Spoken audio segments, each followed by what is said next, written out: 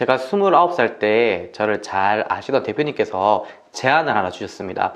박 대표 이제 30 되기 전에 박 대표도 사회적으로 관계도 좀 많이 맺고 인맥이 좀 넓었으면 좋겠어. 그래서 한번 강연 한번 들어볼래? 하신 강연이 리더십 강연이었고, 그 리더십 강연을 들으면서 그 강연을 하시는 강사님이 어느 날 이런 말씀 하시더라고요. 자기가 강연을 하는 이유는 내가 살고 가는 세상이 나로 인해 조금 더 아름다워지기를 희망하는 마음에서 강연을 합니다 라고 한 말씀을 하셨는데, 그때 그 한 말씀이 제 가슴 속으로 들어왔습니다. 나는 왜 이 세상에 왔을까? 나는 어떤 일을 하면서 정말 살아가는 게 나의 보람일까? 이런 생각을 하다가 그분을 이제 첫 번째 멘토님으로 모시게 되었고, 그래서 그때 결정한 게 나도 이분처럼 많은 사람들에게 용기와 또 자신감을 심어줄 수 있는 그런 강연을 해야 되겠다라고 생각을 했고, 그게 첫 출발이 되었습니다. 제가 강연 딱 3개월 차에 느낀 적이 있는데, 어느 날 강연을 들으시던 한 대표님이 손을 번쩍 드시더니 저한테 이런 말씀 하시더라고요.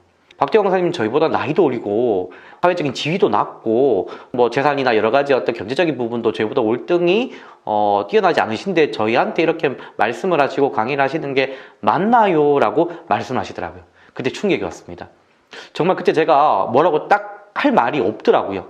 그리고 집에 돌아와서 마음을 달래면서 어떤 생각을 했냐면은, 그 많은 것들은 내가 뛰어날 수 없지만 내가 이들에게 줄 수 있는 건 뭘까? 그런 생각을 하면서 인문학 공부를 하게 되었고, 그러면서 강사로서의 자신감과 나이가 많건 또 사회적 지위가 있던 어떤 누군가를 만나도 어떻게 보면 꿀리지 않는 자신감이 생기는 그런 계기가 되었던 것 같습니다. 제가 중학교 3학년 아이들 강연을 처음 간 적이 있었습니다. 제가 강연을 시작하고 몇 개월 되지 않았을 때인데, 근데 첫 강연을 수락하고 그 다음 날이 되니까 너무 긴장되더라고요. 왜냐면은 제가 한 번도 해보지 않았던 리더십과 성교육 관련된 강연을 의뢰를 맡았거든요. 그래서 너무 긴장돼서 정말 잘 할 수 있을까 고민만 하다가 어느 날 그 담당 선생님한테 전화를 드렸어요. 그래서 선생님한테 학생들이 몇 명이고 학생들의 명단을 좀 알았으면 좋겠다라고 해서 명단을 받았습니다. 제가 이 아이들한테 줄 수 있는 게 뭐가 있을까 이런 생각이 들더라고요. 그래서 그때 생각한 게, 내가 이 아이들의 마음들을 보다듬어 줄 수 있는 내 마음을 담은 엽서 같은 편지를 써서 주면 좀 감동하지 않을까? 그래서 학생들이 한 40명 정도 됐는데 그 40명 개인에게 엽서를 다 썼습니다. 그 이유가 이 아이들이 그냥 강연을 듣는 아이들이 아니라 10km 행군을 하고 난 뒤에 제 강연을 듣도록 그때 기획이 되어 있었거든요. 그 힘든 점과 어려운 점을 제가 감안해서 엽서를 썼고, 그래서 강연하기 전에 그 친구들을 만나서 한 명 한 명 호명하면서 엽서를 줬거든요. 그럴 때는 어떤 일이 일어났냐, 강연이 끝나고 이제 집에 가려고 하는데 아이들이 제 바지 자락을 이렇게 잡으면서 선생님 오늘 여기서 같이 주무시고 가세요 라고 말을 하더라고요. 그때 순간 울컥했고, 아, 이게 강연을 하는 마음이구나. 그때 그 기억이 저에게 감동으로 다가와서 아직까지 강연을 하고 있는 것 같습니다. 제일 처음에 얘기했던 리더십 수업을 저는 처음 받았고요. 그게 2009년이었습니다. 2009년 29살 때 첫 강연을 받았고, 또 그곳에서 강연을 처음 시작하게 됐습니다.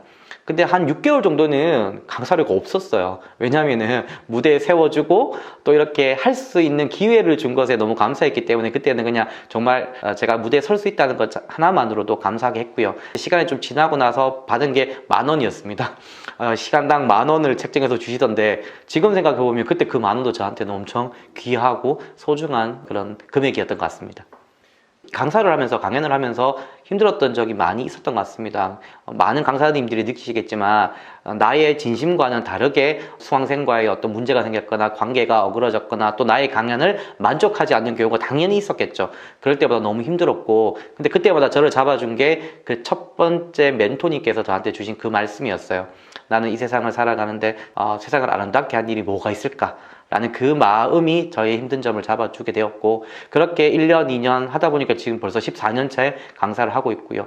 정말 많이 받을 때는 시간당 300만 원 정도까지도 강의료를 받으면서 강의를 한 적이 있고요. 그래서 지금은 시간당 100만 원 정도 선으로 받고 있는데 너무나 감사하고 많은 분들에게 정말 감사하면서 일을 하고 있는 것 같습니다. 이거 하나는 꼭 제가 알려주고 싶어요. 이렇게 지식 컨텐츠나 강연을 하시는 분에게 어떻게 하면 연봉이 1억이 될 수 있는 강사가 될 수 있냐. 저는 이렇게 말씀드리고 싶어요. 한 가지 일을 잘하는 것도 전문성으로 좋지만 자기가 할 수 있는 재능을 잘 알아보시면 좋을 것 같아요. 무슨 말이냐면 저는 지금 제가 하고 있는 강연이 종류가 한 20종류가 되거든요. 근데 이런 얘기하면 사람들은 이런 말씀을 해요.